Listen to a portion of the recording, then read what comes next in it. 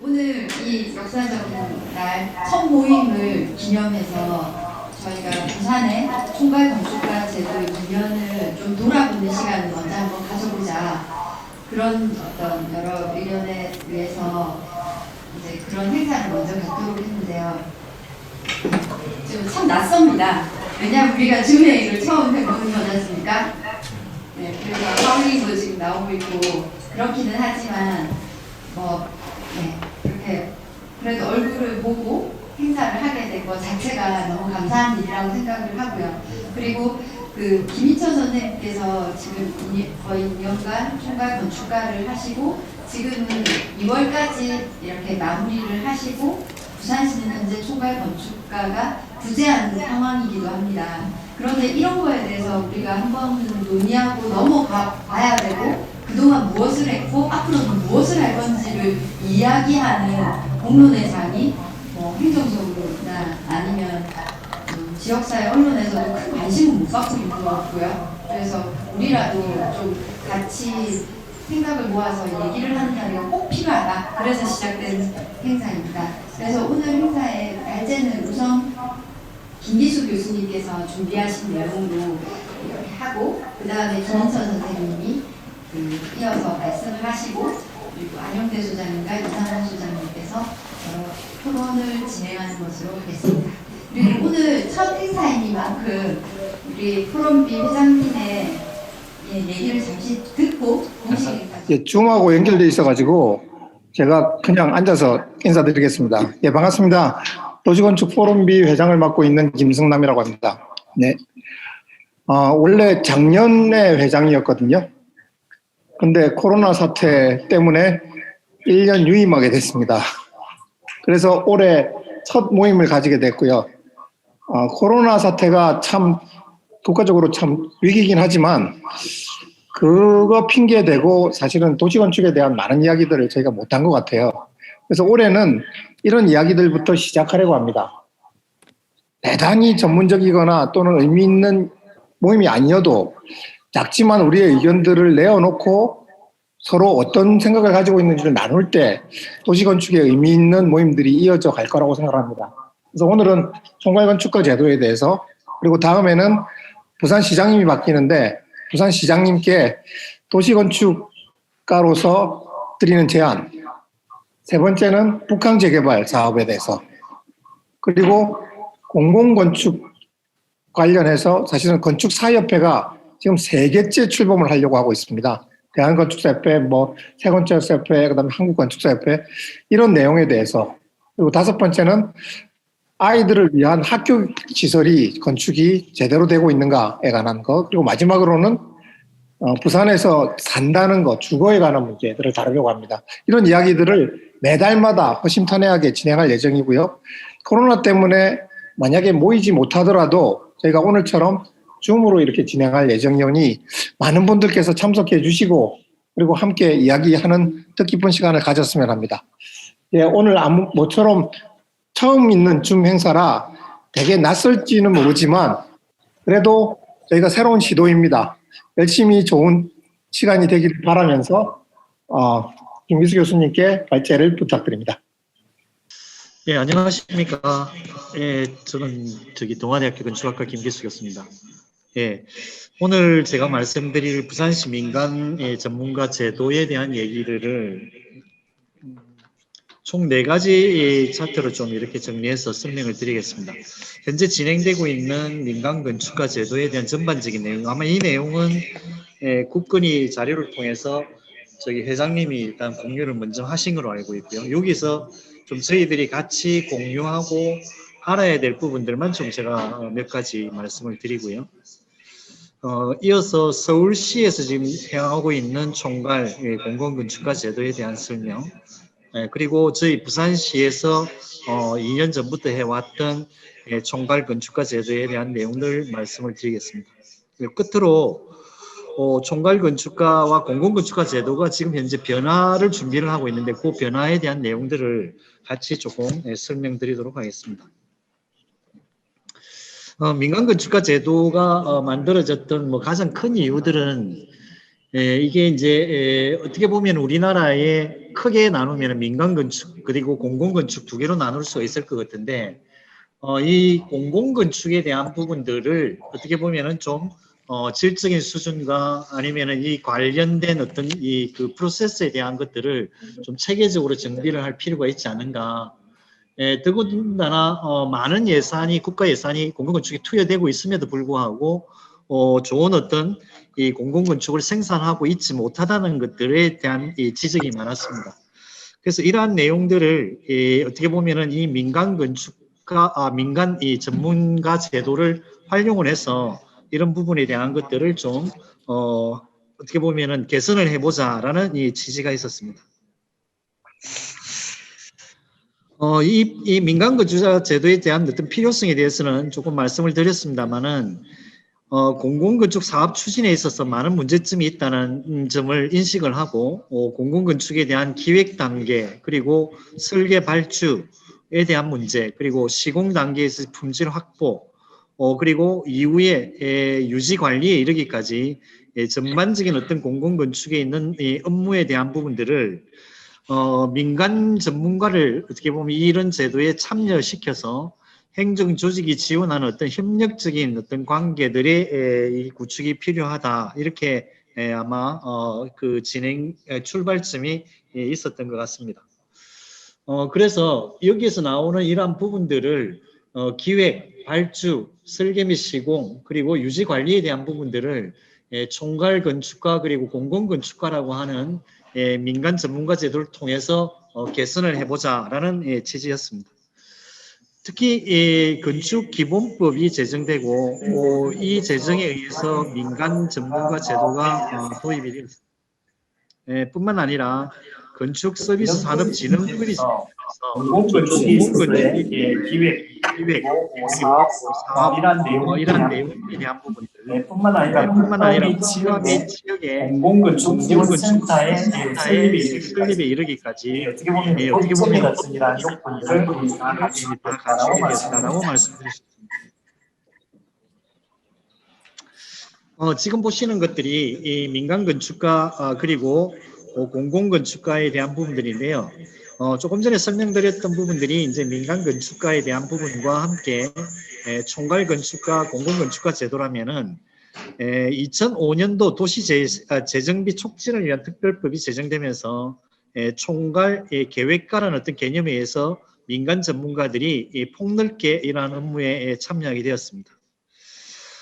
뿐만 아니라 국토교통부에서는 2013년, 14년 두 차례에 걸쳐서 민간 전문가 참여 체계 구축을 위한 민간 전문가 지원 시범 사업 그리고 민간 전문가 참여에 따르는 이 성과를 확산하기 위한 민간 전문가 활용 지원 사업을 2015년부터 추진을 한 바 있고요. 이에 따라서 공공부분 건축 디자인 업무 기준 그리고 민간 전문가 제도 운영 가이드라인이 각각 2009년 7월 달에 수립되어서 각 그 지자체에 이러한 이 방안들이 전달된 바 있습니다.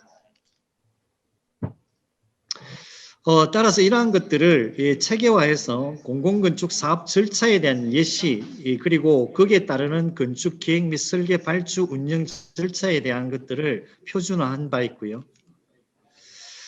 이러한 내용들을 통해서 실제 민간 전문가가 참여할 대상 사업과 운영 현황에 대한 것들이 정리된 바 있습니다. 민간 전문가에 대한 어떤 이러한 도입 운영 현황을 살펴보면은 작년 7월 기준으로 해서 민간 전문가 제도는 총 243개의 지자체 중에서 46개소에서 도입된 바 있고요. 광역시에서는 17개의 광역시도구 중에서 부산시, 서울시를 포함한 약 11개소에서 지금 현재 이 제도를 도입한 바 있습니다. 뿐만 아니라 총괄 및 공공건축가를 운영하는 지자체는 약 24개의 이러한 그 지자체가 지금 현재 운영이 되고 있고 우측에 보시는 이 표가 전반적인 이 내용에 대한 부분들이 되겠습니다. 여기에 따라서 총괄 건축가의 역할들을 이렇게 규정을 하고 있습니다. 이거는 이제 광역지자체와 이 그 단위, 그 밑에 있는 단위들이 조금의 차이는 있지만 기본적으로 총괄건축가는 각 지자체의 비전과 건축에 대한 비전과 도시의 미래상에 대한 어떤 이러한 이 지원, 그리고 건축 도시 관련 사업 총괄 조정 및 자문, 그리고 사업 발주 방식에 대한 검토 지원, 그리고 공공건축과 운영 지원, 그리고 건축 도시문화 진흥에 대한 지원, 이러한 5가지 내용이 이 주 업무로 규정을 하고 있고요. 기타에 대한 부분들도 각 지자체별로 별도로 이렇게 설정할 수 있게끔 규정이 되어 있습니다. 따라서 이러한 총괄건축가의 운영들은 광역지자체가 있고, 뭐 부산시 같은 경우는 부산시 총괄건축가, 그리고 부산구군에 있는 총괄건축가, 이렇게 이해를 하시면 되고요. 광역도 같은 경우는 도와 이 지자체 단위의 시의 어떤 이러한 관계라고 이렇게 보실 수 있습니다. 근데 이것들의 어떤 어떻게 보면은 총괄건축가에 대한 부분이 위계가 있다기보다는 수평적 협력 관계에 대한 부분들이 중요하다는 얘기를 하고 있습니다. 그리고 우측에 보시면 이제 공공건축가의 역할과 운영에 대한 내용들이 나오는데요. 공공건축가라고 하는 이 역할은 개별 공공건축의 기획 및 설계 업무에 참여 및 자문, 그리고 도시건축 관련 주요 사업 조정 및 등을 할 수 있도록 되어 있습니다.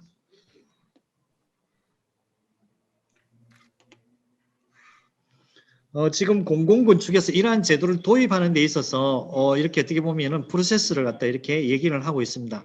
먼저 제도 및 조직을 이렇게 설정을 하고, 여기에 따라서 민간 전문가 선정 및 위촉, 그리고 민간 전문가 제도가 운영이 되고, 향후 이러한 제도가 운영이 될 때 어떻게 교육되고 홍보되고 하는 것들에 대한 이 관리 체계를 갖추게끔 되어 있습니다. 그리고 이것들을 지원하는, 즉 총괄건축가와 공공건축가를 지원하는 실무 조직에 대한 이러한 이 전담 조직 체계를 갖다가 갖추도록 얘기하고 있습니다. 근데 이 부분들은 지자체에 따라서 좀 다르지만 전담 조직형이 있고 특별 TF형이 있다라고 이렇게 나누고 있습니다. 이거는 별도의 독립된 이 전담 조직을 가지고 있는 경우도 있고, 아니면은 기존에 있는 기관 내에서 별도의 팀이 구성이 돼서 이것들을 진행하는 케이스가 있다는 얘기가 되겠습니다. 실질적으로 이러한 제도가 가장 이렇게 빨리 시행되었던 서울시와 영주시의 실무 지원 조직 체계에 대한 내용이 그림을 통해서 보실 수 있습니다. 민간 전문가의 선정 및 운영에 대한 부분들은 지자체의 경우에는 건축기본법에 따라서 시도 정책위원회 또는 시구군의 정책위원회를 설치하도록 되어 있고요. 여기에 이 위원장이 이 총괄건축가로 위촉해서 운영할 것을 권장하고 있습니다. 따라서 이 기본법에 의해서 민간 건축가 제도는 총괄건축가를 중심으로 해서 실무적인 어떤 내용들을 지원하는 공공건축가, 그리고 정책적인 내용을 지원하는 건축정책위원회로 구성이 되고, 이러한 그 세 개의 조직들을 지원하는 실무 지원 조직 체계를 갖추어서 이러한 이 제도가 운영되도록 형성을 하고 있습니다. 여기에 따라서 공공 부분에 대한 건축 디자인 업무 지침, 그리고 민간 전문가 제도 운영에 대한 가이드라인들이 2019년 7월 달에 국토교통부에 의해서 제정이 되어서 각 시구군으로 이러한 내용들이 전달된 바 있습니다. 이 내용 안에는 총괄건축가의 앞서 설명을 드렸습니다만 업무 범위, 그리고 운영에 대한 부분들, 그리고 특히 총괄건축가의 지위에 대한 임기 및 근무 방식 보수 기준에 대한 내용들이 이게 기록이 되어 있고요. 그리고 공공건축가의 업무 및 운영에 대한 부분들, 그리고 조금 전에 설명드렸던 이러한 운영 체계 및 공공기관에서 지원해야 될 이러한 지원 사항에 대한 것들을 규정을 하고 있습니다.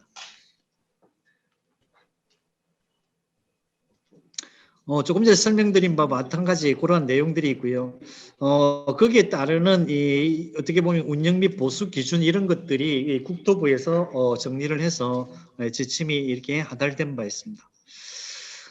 그리고 민간 건축과 운영 체계에서 이 공공기관에서 준비해야 될 사항들을 조금 보면은 먼저 지역의 건축위원회, 즉 건축정책위원회라는 것들이 만들 필요가 있다는 것들을 지정을 하고 있습니다. 뿐만 아니라 이러한 것들을 또 어떻게 보면 지역의 공공건축 지원센터라는 걸 만들어서 공공건축에 대한 기획이라든지 이런 것들에 대한 부분들을 지원할 수 있는 체계를 갖추라고 얘기를 하고 있습니다. 두 번째, 이제 지금부터는 이러한 내용들은 지금 아마 우리 김성남 회장께서 이렇게 올려놓았던 내용들에 다 나와 있는 내용들인데요. 제가 조금 압축해서 필요한 부분에 대한 내용들만 좀 설명을 드렸고요. 가장 앞서서 이러한 제도를 시행했던 서울시의 경우를 좀 살펴보면은 일찍이 지금 현재 총괄건축가가 김성애 교수까지 해서 3대까지 지금 진행이 되고 있습니다. 따라서 지금 현재 서울시의 경우에는 3대 총괄건축가 제도가 내려오면서 전반적으로 많은 내용들이 이렇게 개정되고 정리가 되면서 현재의 모습에 이르고 있다 이렇게 볼 수 있습니다. 이 내용들을 조금 이렇게 압축해서 보면은 서울시 총괄건축가의 업무 범위에 보면은 기본 이 내용들이 조례로 지금 지정을 하고 있습니다. 따라서 앞서 설명드렸던 내용들이 대부분 아마 여기에 다 들어가 있고요. 그러한 내용들이 이 서울시 조례에 의해서 어떻게 보면은 업무 범위에 대한 내용들이 이렇게 지정이 되어 있습니다. 뿐만 아니라 서울시에서는 도시 공간 개선단이라고 하는 지원 조직이 시내에 있는 이 공무원 그리고 민간이 어떻게 보면은 협동 조직으로 만들어진 조직이 만들어져서 독립된 기구로서 다시 말씀드리면은 실구국에 속하지 않은 독립된 이 단으로 존재를 하면서 이러한 업무들을 갖다가 조정을 하고 있습니다. 그래서 지금 우측에 여기에 있는 그 내용들을 보면은 기본적으로 총괄건축가, 공공건축가 그리고 지원부서에서 도시공간 개선단이 별도로 나와 있고 이러한 내용들 정책적으로 지원하는 건축정책위원회가 별도로 이렇게 구성이 돼서 이 세 개의 삼각의 어떤 그 관계를 가지고 이 업무가 진행되고 있는 것을 알 수가 있습니다. 전반적으로 보면은 총괄건축가가 이 도시공간 개선단 그리고 도시건축 지원단 요 두 단체가 총괄건축가를 지원을 하고 있고요. 이 밑에는 전체적으로 6개의 팀에 의해서 이러한 것들을 지금 업무를 지정을 스포트를 하고 있습니다.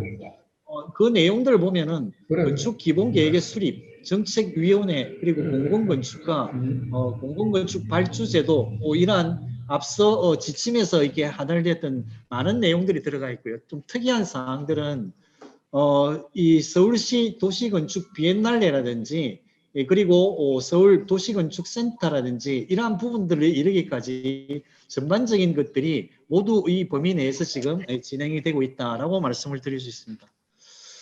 그러한 내용들을 각 팀별로 이렇게 보면은 지금 현재 서울시에서 진행되고 있는 이러한 이 정책팀, 기획팀, 그리고 교류팀, 공모팀, 그리고 도시건축센터팀, 그리고 이 공공건축팀에 이르기까지 기획에서부터 실행에 이르는 모든 조직들 6개 팀들이 이렇게 단에서 지원을 하고 있습니다. 그리고 총괄건축가는 민간 전문가, 즉 설계 공모 PA 그리고 운영위원, 심사위원, 전문가, 공공건축가를 추천할 수 있고요. 그리고 설계 공모 방향에 대한 내용들을 주요 지침, 공모 방법, 그리고 과업에 의한 범위에 이르기까지 제안을 할 수 있습니다. 그리고 건축사업의 진행에 대한 내용들을 공모 이후에 이러한 것들이 어떻게 진행되는가에 대한 자문, 그리고 부서 간 이견에 대한 조정, 그리고 이러한 문제가 충돌이 생겼을 때 조율 기능들을 하고 있습니다. 뿐만 아니라 서울시에 있는 주요 사업 방향에 대한 제안, 그리고 기존 구성안에 대한 보험 검토에 이르기까지 기본 이 서울시 이 건축 기본 구상에 대한 방향들을 이렇게 다루고 있습니다. 그러한 내용의 결과로서 이렇게 등장하고 있는 부분들의 몇 가지의 예시들을 가지고 있습니다. 공공시설에 대한 설계 공모 운영, 그리고 공모에 따르는 총괄 건축가의 어떤 역할들, 그리고 이러한 사후관리 시스템에 대한 내용들, 그리고 앞서 설명드린 피해 제도를 통한 어떤 이러한 이 통합 조율 조정에 대한 내용들을 하고 있습니다.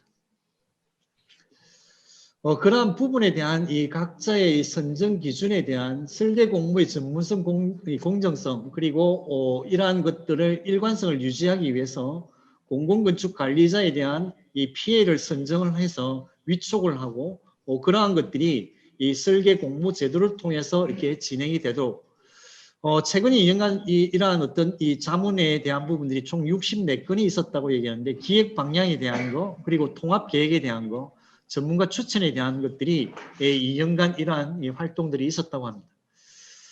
그리고 사업 특징에 따라서 자문범위 이 갈등 조정들을 이렇게 진행을 해왔었습니다.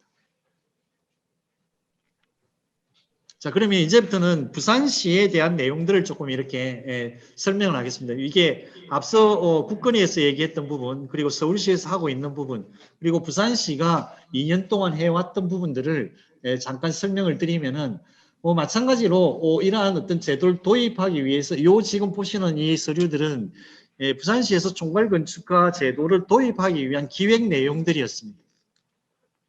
그래서 법령에 대한 검토들이 2018년 10월부터 이렇게 진행이 되었었고요. 본격적인 조례를 개정하고 이러한 것들은 2018년 말부터 해서 2019년 초까지, 그리고 총괄건축가 운영에 대한 것들이 2019년 상반기에 이렇게 결정이 되고 거기에 따르는 전담 조직과 예산이 2019년 상반기에 진행이 되어서 이때부터 본격적으로 어떻게 보면 총괄건축가 제도가 시행이 되었다, 이렇게 볼 수 있습니다. 그 과정들이 2018년 9월부터 시작을 해서 진행되는 과정들을 이렇게 일정별로 정리를 하고 있습니다. 근데 이 과정들을 준비할 때 부산시 역시 이제 서울시와 같은 어떤 모델 케이스를 가지고 이 제도를 시행하기 위해서 이걸 준비하는 이 입장에서 그와 유사한 어떤 이러한 이 스타일의 제도를 갖다가 요청을 한 바 있습니다. 그러한 어떤 그 일련의 과정에 따라서 부산시에서는 2019년 4월 10일 날 건축 기본 조례 일부 개정안을 통해서 건축정책위원회와 총괄건축가 운영에 대한 이러한 것들이 이 조례로 이렇게 결정이 되어서 이 건축정책위원회에서는 건축 기본계획의 수립 및 시행에 관한 사항, 그리고 건축 행정 개선에 관한 사항, 그리고 건축 문화 기반 조성에 대한 사업과 활동에 대한 사항들을 실질적으로 심의할 수 있도록 이렇게 이게 조례에 어떻게 보면은 명기를 하고 있습니다. 그리고 총괄건축과 운영에 대한 부분들도 이러한 내용들을 가지고 실제 활동을 할 수 있도록 조례에 명기가 되어 있습니다. 그 다음에 이러한 내용들을 이제 2019년 2월 달에 김일철 선생님이 부산시 초대 총괄건축가로 임명이 되셨고, 이 내용들을 부산에 있는 각 건축기관들과 함께 이러한 내용들에 대한, 그리고 제도에 대한 것들을 상호 이해를 돕고자 실질적으로 건설본부, 그리고 관련된 학회, 그리고 부산건축제, 건설협회, 사협회, 그리고 여기에 따르는 이 각각의 어떤 이러한 그 대표자들을 회의를 같이 공유를 했었고요. 이러한 내용에 대한 설명들과 함께 제도에 대한 취지, 그리고 앞으로의 활동에 대한 협조 요청을 한 바 있습니다.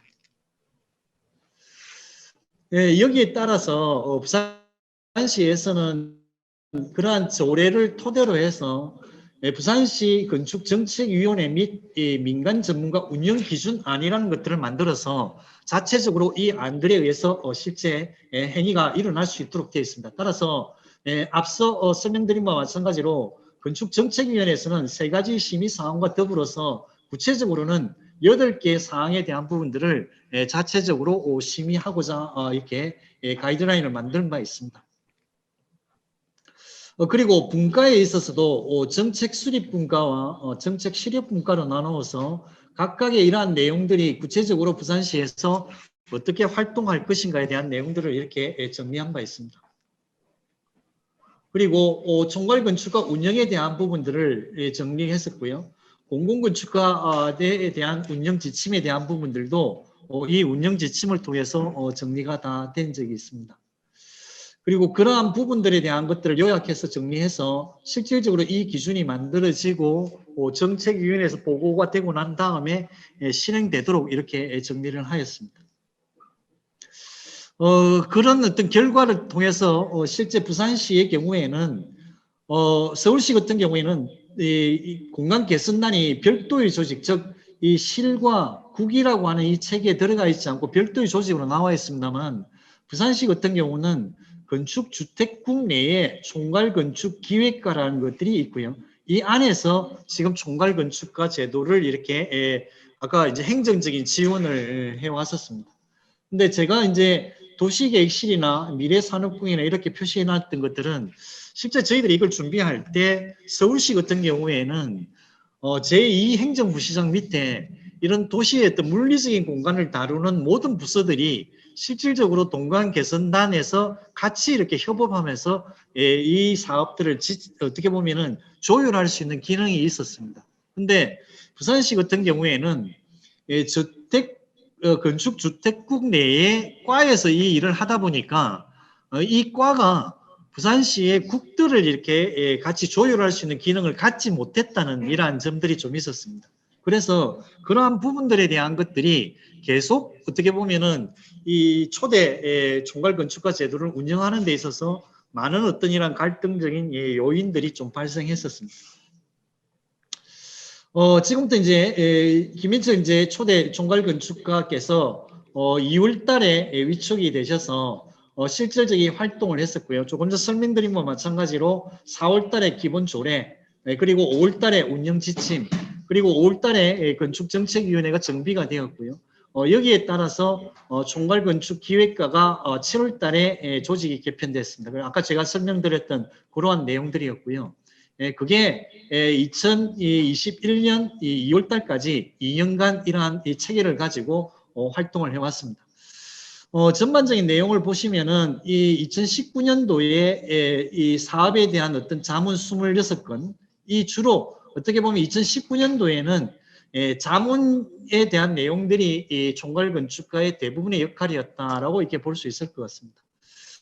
그리고 2020년대부터는 이러한 것들이 공모제도라든지 이런 것들을 좀 체계화하고 자문뿐만 아니라 공모전이나 이런 것들을 같이 이렇게 해오면서 실제 교육 및 행사에도 적극적으로 참여하신 바 있습니다.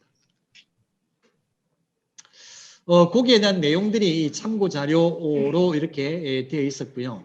요 내용들은 그 자료에 따른 내용이었고, 실제 이제 김인철 선생님이 오셔서 2년간 이 활동했던 주요 현황들을 보시면은 2019년도에 회의 및 자문이 26건, 공모심사가 8건, 교육 5건, 현장답사 9건, 인터뷰 12건, 뭐 기타 행사에 8건에 이르기까지 상당히 많은 어떤 활동들을 실질적으로 행사에 부산시에 관련된 행사에 참여를 하셨습니다. 그러한 내용들에 대한 것들이 정리된 이 부분들입니다.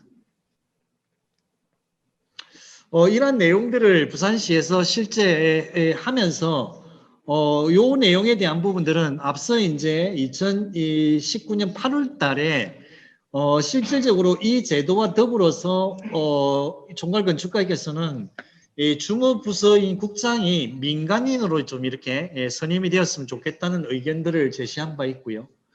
또 한편으로 보면은 이 9월 달에는 총괄건축가에서 어떤 업무 체계 그리고 부산시 총괄건축가의 위상에 대한 문제들이 지속적으로 건의한 바 있습니다. 그리고 11월 달에는 부산시에 있는 구군의 민간건축가 제도를 어떻게 연계할 것인가의 문제를 가지고 각 구에 있는 구청장님들하고 역할들을 해왔었고요. 뿐만 아니라 이 시기에는 이 공공건축 사전 기획에 대한 중요성들을 가지고 이러한 내용들에 대해서 설명을 드린 바 있습니다. 그리고 이러한 내용들이 다음 회계년도인 2020년도에 반영될 수 있도록 12월 달에 총괄 건축가와 이 문제에 대한 얘기들을 이렇게 협조를 요청한 바 있고요. 이러한 내용들이 2020년 7월 달까지도 어떻게 보면은 계속 이렇게 정리가 잘 안 되는 부분들이 있어서 7월 달에 다시 한번 이러한 내용들을 얘기를 한 바 있고요. 이러한 내용들이 어떻게 보면은 이 건축정책위원회를 중심으로 이 문제들이 좀 풀려나갈 필요가 있지 않는가라는 내용들을 가지고 건축정책위원회에서 앞으로 어떻게 해나갈 것인가에 대한 부분들을 다시 한번 정리를 한 바 있습니다. 그래서 건축정책위원회가 각 분과별로 이러한 추진 과제를 만들어서 이 문제에 대한 것들을 체계적으로 좀 추진하고자 이렇게 준비를 한 바 있고요. 근데 잘 아시다시피 이렇게 진행하는 도중에 좀 부산시장님의 불미스러운 사건으로 시장직에서 사퇴함에 따라서 실질적으로 이러한 체계들이 준비만 한 상태에서 한 발짝도 못 나간 상태에서 그냥 멈춰버렸다 이렇게 설명을 드릴 수 있겠습니다. 자, 끝으로 향후 총괄 공공건축가 제도의 변화에 대한 내용들을 조금 설명을 드리면은 현재 이러한 내용들에 대한 부분들을 이 국가건축정책위원회에서는 보다 강화하겠다는 차원에서 이러한 내용들이 이렇게 지금 얘기가 되고 있고요. 그 중에서도 가장 어떻게 보면은 이 공공건축가 제도에 대한 어떤 총체적인 문제들을 법적인 체계 테두리 안에서 이 문제를 좀 다루자 해서 현재 공공건축 특별법이 지금 발의가 되어 있고 이게 지금 국회에 계류가 되어 있습니다. 근데 이 내용들을 살펴보면은 전반적으로 앞서 이렇게 공공건축에 대한 프로세스들이 그대로 작동할 수 있는 법적인 지원 체계를 여기에서 다 다루고 있다 이렇게 설명을 드릴 수 있습니다. 그래서 이 아마 공공건축 특별법에 대한 발의 내용들은 그 자료를 이렇게 검색해 보시면은 아마 나올 것 같고요. 또 하나는 지난달 이 국가건축정책위원회에서 나왔던 얘기 중에 사전 검토 업무에 대한 수행 절차를 강화하겠다. 다시 말씀드리면은 사전 기획 내용이 부실할 때는 이 내용들이 다음 단계로 갈 수 없게끔 이 공공건축심의위원회에서 이것들을 반려할 수 있는 어떤 권한들을 이렇게 하겠다라는 얘기까지 좀 진행이 되었고요. 지금 이제 이 우측에 이렇게 보시면은 사업계획에 대한 이 사전검토 정책 환경 변화 및 현안에 대한 내용들이 이렇게 되어 있는데 실제 아마 개정 후에는 이러한 프로세스들이 그대로 이렇게 진행될 수 있도록 건축 기획에 대한 이 부분과 사전검토에 대한 이런 내용들을 조금 더 강화해서 공공건축이 좀 내실 있게 진행될 수 있도록 하겠다라고 이렇게 선언을 한 바 있습니다. 그런데 이게 이제 왜 그러냐면은 여전히 이 공공건축을 기획하는 부서가 그런 어떤 전문성을 띠고 있지 못한 부서에서 이러한 내용들을 하다 보니까 여러 가지 문제가 지금 발생하고 있어서 또 한편으로 보면 이제 아우리에서 이 역할을 해왔는데 이런 내용들이 올라오면은 보완해서 시행하세요라고 이렇게 의견을 달아서 내려보내주면은 그대로 시행되는 경우가 너무 많았다고 이렇게 얘기를 합니다. 그래서 그러한 부분들이 아마 향후에는 건축 기획에 대한 이런 부분들이 조금 더 강화될 이러한 움직임들이 있고요. 여기에 따라서 지금 현재 건축기본법, 건축서비스산업진흥법 그리고 조금 전에 말씀드렸던 공공건축특별법 그리고 공공 부분에 대한 건축 디자인 업무 기준 그리고 설계 공모에 대한 건축 설계 공모 운영 지침 그리고 조달청 건축 설계 공모 운영 기준 그리고 지자체에 관련된 이러한 내용들에 이르기까지 법적인 개정에 대한 작업들을 준비를 하고 있습니다. 여기서 보시면은 이제 공공건축특별법에 대한 내용들 중에 뭐 그 중에 가장 중요한 부분들에 대한 부분들 몇 가지 조금 이렇게 말씀을 드리면은 기본적으로 여기에 보시면 총괄건축가, 공공건축가에 대한 내용들이 법으로 이제 이게 완전히 정리가 되어 있고 지금은 건축기본법에 의해서 운영 지침이라든지 조례에 의해서 움직였다면은 법에 의해서 아마 이런 것들이 이제 갈 수 있도록 법적인 체계에 담으려고 하고 있고요. 그 중에 또 하나는 공공건축 복합화 방안에 대한 내용들, 즉 도시계획에서부터 해서 건축 과정에 이르기까지 이러한 내용들이 분리되는 것이 아니고 이것을 통합해서 관리하고 또 그러한 내용들이 어떻게 보면은 일관성을 가지고 실행될 수 있도록 이러한 법적 지원 체계를 담고 있습니다. 여기에 보시면 이제 공공건축 사업이라고 얘기했던 것들이 지금은 시도라든지 이런 어떤 행정기관에서만 해왔던 것들을 공공건축이라고 얘기했습니다만은 이 내용을 보시면은 농어축 정비법, 어촌, 도시개발 어떻게 보면 여기에 들어가 있는 부분들이 이 공공기관에서 행하고 있는 대부분의 내용들이 아마 여기에 다 들어가 있는 것으로 이렇게 보시면 될 것 같습니다. 그리고 이 내용들에 대한 부분들이 공공건축 지원센터가 이렇게 만들어져서 제가 볼 때는 공공건축 지원센터가 향후에는 이런 것들을 만들어 가는데 굉장히 중요한 역할을 할 수 있다라는 이 생각을 좀 하고 있습니다. 공공건축에 대한 아까 제가 그 프로세스에 대한 내용에 대한 부분들도 그 절차에 대한 것들을 법적인 조문으로 담고 있고요. 향후에 이제 이러한 부분들을 요거는 이제 조금 특별법에 담겨 있는 내용은 아니지만 건축 심의 제도 및 이 허가 제도에 대한 부분들이 단계별로 지금 이렇게 이 허가에 대한 개정 절차가 지금 들어갔습니다. 그래서 이번에 이 국토부에서 운영 지침이 내려간 거는 요 1단계에 대한 내용들이고요. 최종적으로 3단계에 가게 되면은 이 건축에 대한 부분들이 이 전문 자격에 대한 책임 그리고 이것들이 건축사의 자기 인정 제도 즉 자기 인정 제도에 따라서 이 건축법을 시행할 수 있도록 3단계까지 이 국토부에서 이제 앞으로 추진을 하겠다라고 하고 있습니다. 그리고 거기에 따르는 예상 문제점과 해결 방안들인데 지금 현 단계는 요 1단계에서 지금 이번에 그 지침 내용이 내려갔고 심의에 대한 개선 사항들도 그렇게 내려갔습니다. 심의 개선 사항들에 대한 내용들을 설명할 때 나왔던 내용 중에 역시 과도한 그 설계 지침에 대한 등 그리고 여기에 대한 중복 심의에 대한 이런 부분들은 가급적이면 통합해서 이게 운영할 수 있도록 이렇게 하라고 얘기가 있었고요.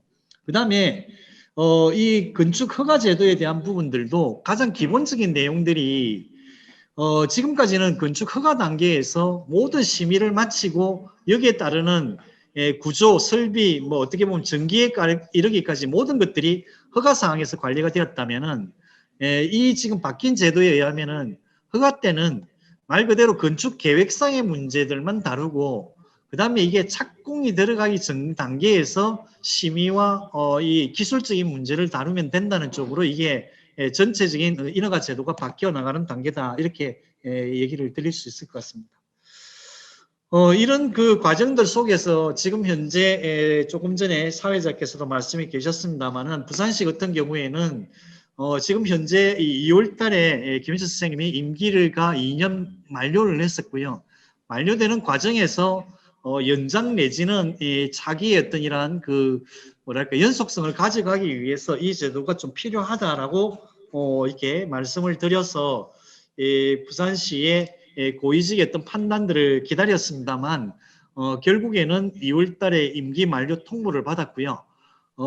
건축정책위원회에 아마 계셨던 분들도 대부분 아마 그 임기에 대한 부분들이 임기 만료가 아니고 해촉 통보를 받은 거죠. 그러니까 지금 현재 부산시 같은 경우에는 총괄건축가도 안 계시고 그 다음에 건축정책위원회도 안 계시고 지금 남아있는 거는 공공건축가들은 아마 그대로 유지가 되고 있는 것으로 알고 있습니다. 공공건축가와 행정조직만 남아있죠. 그러니까 이 행정조직과 공공건축가가 남아있는 것은 이 총괄건축가 제도가 조례에서 작동하기 이전의 시스템, 즉 부산시 같은 경우는 이 제도가 만들어지기 전에 벌써 부산시는 공공건축가 제도라는 것이 건축주택국에서 운영을 하고 있었습니다. 그 제도가 지금 현재 그대로 남아있다 이렇게 설명을 드릴 수 있을 것 같습니다. 그래서 지금 현재 이제 이 상태까지 이 부산의 민간 건축가 제도가 지금까지 진행이 되어 있다라고 설명을 드릴 수 있을 것 같습니다. 제가 설명드릴 내용은 여기까지입니다.